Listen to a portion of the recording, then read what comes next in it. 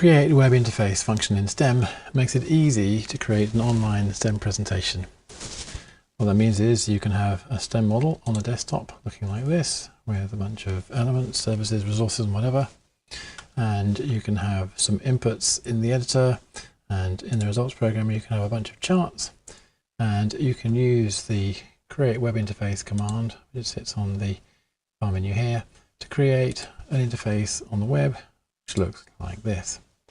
So here you have just a subset of the inputs down the side and some charts which look a lot like the ones in the results program, and you can even change some of the values. You click a run button and in front of you the charts will change. So the whole thing is live, all works.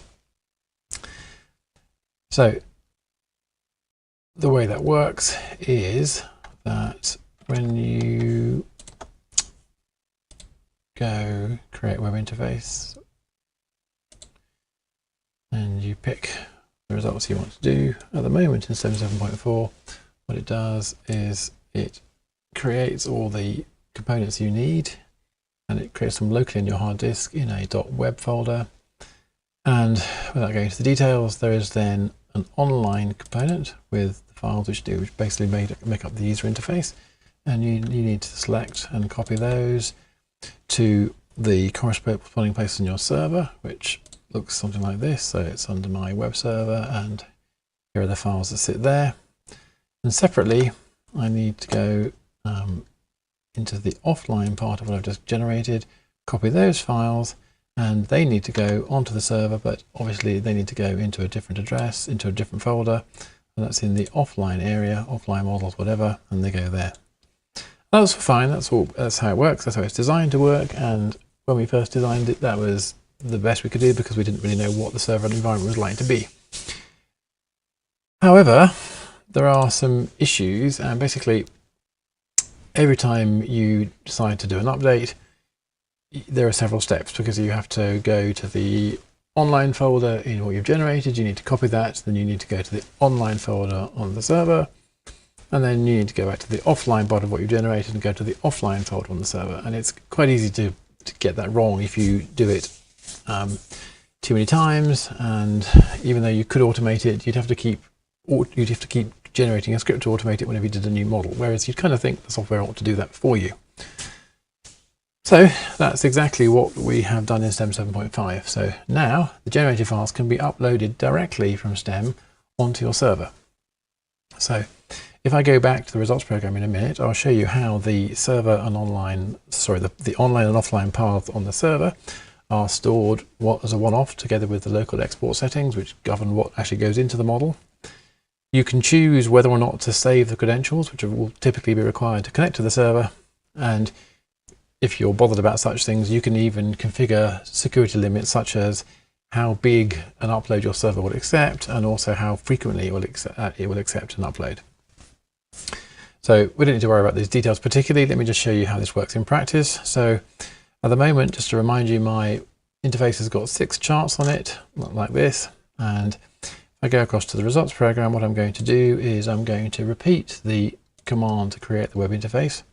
Create web interface, and now I'm going to check this box saying perform automatic upload, and I'm going to uncheck the box which says explore the output folder, and just so it looks different, I'm only going to select 2 of the charts. So I'll select the revenue and I'll select the operating charge. And just before we do it, let me show you the settings. So the settings are in here. So the server address, well, I'm running this locally just to keep it simple, so I'm running on my local, but here in general this will be your www.whatever address.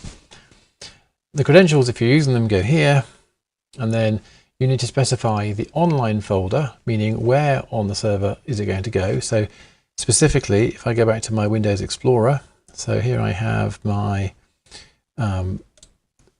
folders on the server, and so the online folder means where on the offline should it go. So on the online part, it is, so it's www-root, and then in my case it's just live at UG, so www-root is where online goes. And then the offline part I've got set to models, 1 hour tutorial online. And on the server, if I go to the offline part, So you'll see it goes offline and then models/1 hour tutorial online. So basically, those two paths there are just what you'd expect. It's relative to WW root, it's relative to offline. And then basically there are some advanced things here to do with whether you're using the default.htm self-contained interface or whether you're going to fit this into some kind of external content management system, as I am here. And there's also this thing where you can configure the message size to fit with whatever limits you've set on the server. Anyway, once you set that up, you can just leave it without touching it every time. And in general, all you would do is you'd select the graphs as you normally do, and you click OK, and you watch closely because it doesn't take very long. Very quickly, you'll see a window about here, which goes through the process. Here it goes. In this case, the model's tiny, so the progress is very quick. The progress bar goes from left to right. And now if I go back to the server, and it's still got 6 charts because I haven't refreshed the page. But if I refresh the page, then you'll see now I've only got 2 charts. So you can see that it does actually work. And the beauty of this is that I didn't have to worry about any of the detail in between. So once it's set up, once you've configured those paths, then the round trip to make an update thing is really effortless. You just click export, it does this all for you. So if I go back to my PowerPoint, what does that mean?